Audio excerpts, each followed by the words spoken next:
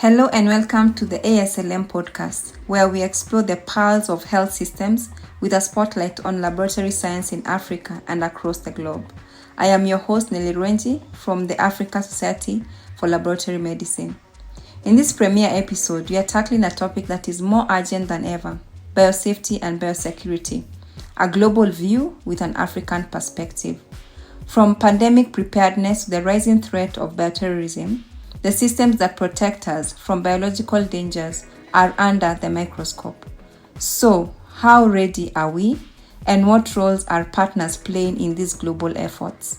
To help us unpack this, we are joined by an esteemed panel of Mr. Adam Durie, His Excellency, the Ambassador of the United Kingdom, and the Deputy Permanent Representative to the African Union, Mr. Trevor Smith, Deputy Director of the Weapons Threat Reduction Program at Global Affairs Canada, Dr. Yenew Kebede, Acting Director of the Center for Laboratory Diagnostics at Africa CDC, and Mr. Nqobile Ndlovu, the Chief Executive Officer at ASLM. A very warm welcome to all our guests and to you, our listeners.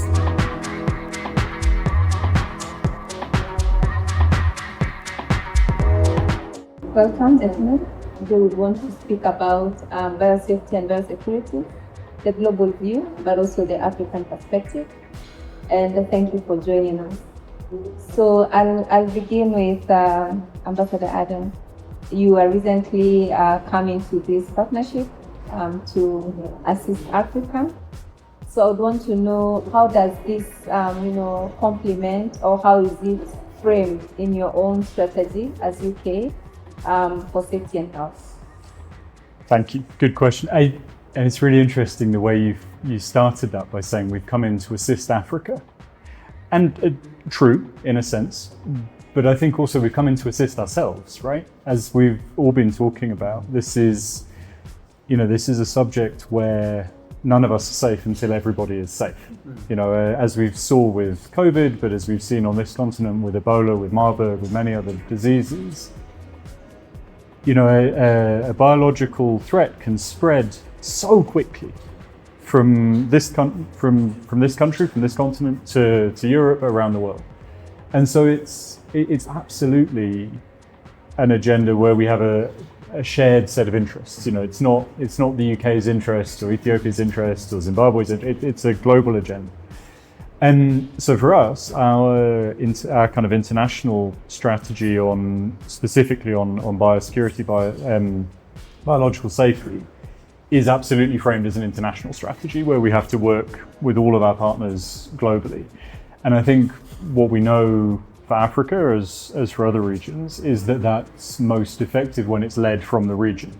It's not about us coming in and prescribing what needs to be done. It's about us coming in and supporting CDC, your own organization, and the continent as a whole to develop good regulation, good qualifications, good training, a base of people who can do the work to keep not just Africa safe, but the UK as well. This is a mutual interest. And so I think that's how we approach this, that it's African leadership on this continent for an agenda that's global in its nature and that we wish to be partners in. And I think what I would say to all of the other countries, Canada accepted because you're here, is that should be true for everybody. What this agenda needs is similar buy-in from a much wider range of partners, including African countries, including the AU. I know the AU Permanent Reps Committee is debating their budget this month, so maybe they will allocate some money, but also other G7 members and other partners. So Trevor, you have been in this longer, and being in this meeting these 2 days and reflecting from where we all began and when you first saw the concept, how does that make you feel for the past 5 years, and what are you looking forward to for the next journey? It's incredibly inspiring what has been accomplished by Africa CDC and African member countries over the past 5 years. Biosafety and biosecurity is sometimes a hard sell. It can sometimes be an afterthought.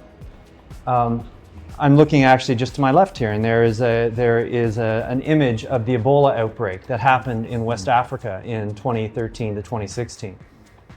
Biosafety and biosecurity was virtually non-existent in that particular outbreak response through no fault of our African partners, but we saw the result. It wasn't just the immediate tragedy of those who died and those who were sickened. Hundreds of thousands of Ebola samples were left behind, creating an enormous safety and security risk. Africa CDC and its partners, African member countries, recognized that couldn't happen again. And so we were delighted as members of the G7-led global partnership against the spread of weapons and materials of mass destruction to forge this exceptional partnership with Africa CDC, where I'll reiterate a point that Adam said about, we're not here to support Africa. We're here to partner with Africa, to follow your lead, because the lead is so very strong. As we look ahead, I think what is important, though, is not to be satisfied with what has been accomplished. Yes, it's been impressive. No, it's not enough. That is not a criticism of what's been done. It's a call to action for what must be done. As current chair of the G7 and as president of the 31-member global partnership against the spread of weapons and materials of mass destruction, Canada is committed for the remainder of our presidency in 2025 to increase the subscription to the signature initiative to mitigate biological threats in Africa, to get more members of our partnership from outside Africa to see what we have seen here, the great potential, the great success, and to invest in that. Thank you. Can I ask, am I allowed to do that? Yeah. Sorry, I'm interrupting. But you pointed at the picture over there and talked about the Ebola outbreak. That was however many years ago that was now, nearly a decade. Obviously, more recently, there was the Marburg outbreak. Mm-hmm. And just because I'm not an expert, right, and you are, so I'm interested.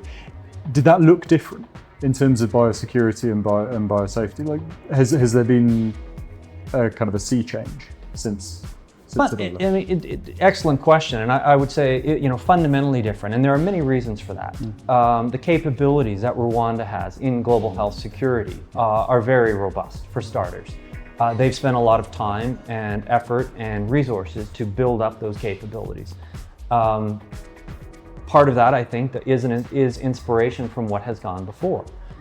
But also, and maybe this is a great opportunity, Yenew, for you to speak about how the capabilities that we have been investing in at Africa CDC through the strategy paid important dividends in Rwanda. We deployed experts and also our training curriculum for Rwanda Marburg response.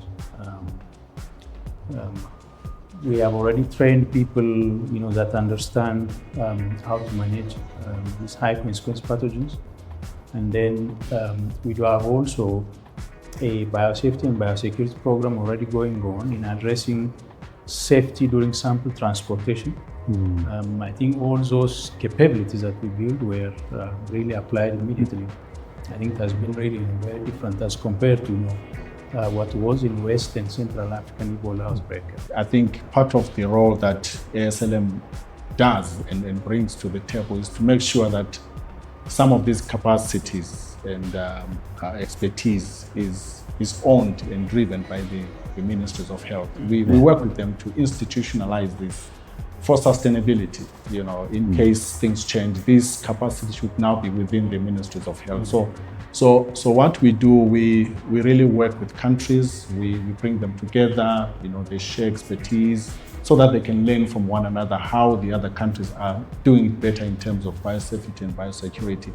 And we have a platform that we have as ASLM, a community of practice that really countries can learn how others are managing and succeeding in terms of biosafety and biosecurity.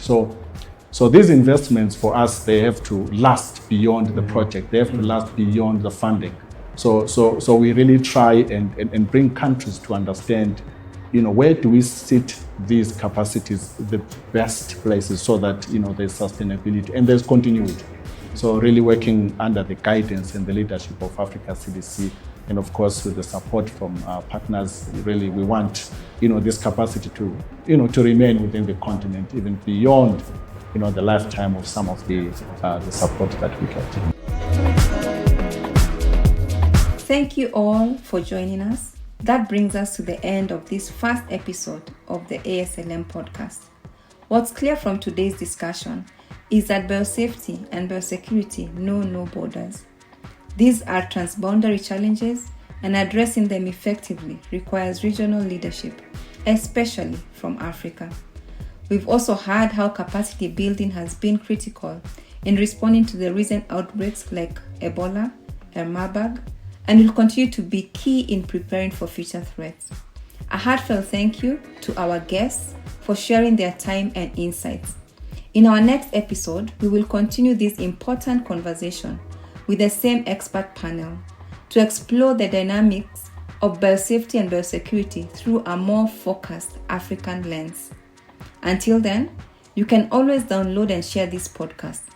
Thank you for supporting our efforts towards a healthier Africa.